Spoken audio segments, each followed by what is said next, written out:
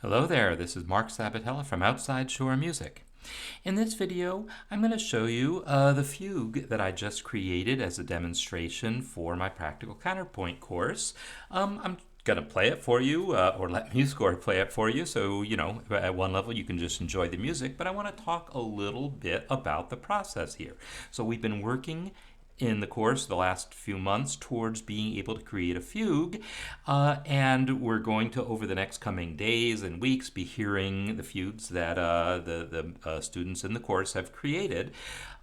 When you're writing a fugue, perhaps more so than almost any other form, it behooves you not to just start at the beginning and start writing and seeing what you come up with, because there's some very specific things that you probably want to make happen, and there's no guarantee that if you just start at the beginning with a theme here, I've got a theme here,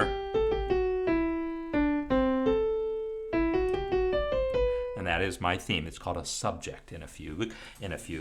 And you could just write a subject and then try to make a fugue about it, but it may or may not work very well. There's things that you're probably going to want to do in the fugue, and you don't know if you just write any old subject if it's going to work. So you could just write a subject, then try some things out, see what works, but you could waste a lot of time.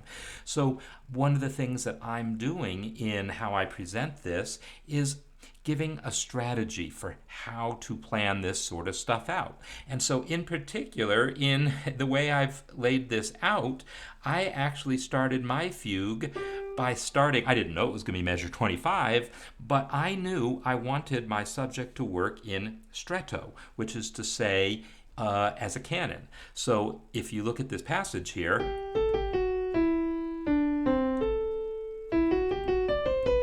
there's that passage in the right hand, but 2 beats later, or 1 beat, later of 6/8, we get that same passage. And then it doesn't have the little tail on it, doesn't have the 16th notes, but that's okay. I was fine with that. I wanted at least to work that well. So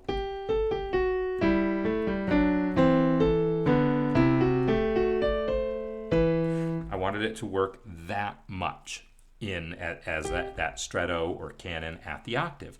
But more than that, I also wanted it to work. I wanted to be able to play with other stretto or canon ideas, and so starting here, I also have a version where it's a stretto at the 5th below. Right? So is... And this also doesn't give me the whole phrase, but it gives me... And then I kind of cheat and change the intervals around a little bit. And this is all perfectly fair game in fugues. But again, I wanted to plan out to make sure I was going to have the opportunity to do these things. And not just that. There's lots of other things that I sort of pre-planned to make sure that I was going to be happy with that subject. And then after I wrote the subject and then started writing the fugue, before I get too deep into developing that idea, I actually wrote a bunch of little phrases and wasn't sure what order they were going to go in, but then you start to look for ways of connecting them. So it's because almost every measure in a fugue is based on that same subject. That's an important feature of fugues. It's really important that you sort of figure out all the different things you can do and then start stepping back and planning. Now, what's the best order to put all these different ideas in? It's not necessarily the order that you came up with them in. You want to reach a climax at the place you want to reach a climax. You want to, all the things that would make this sound like a reasonably interesting piece of music. You want to be able to do. So that's what we've been talking about, and it's a lot of planning, a lot of working out of ideas, and then assembling into a finished product. So I'll play mine, and feel free to let me know in the comments what you think about it.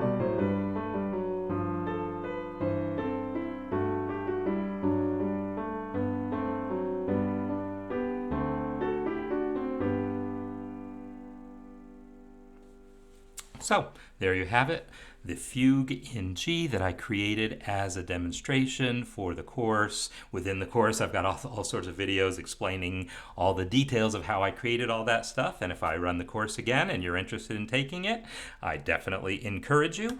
But hopefully you just enjoyed the music and maybe learned a little something about the process of putting a fugue together.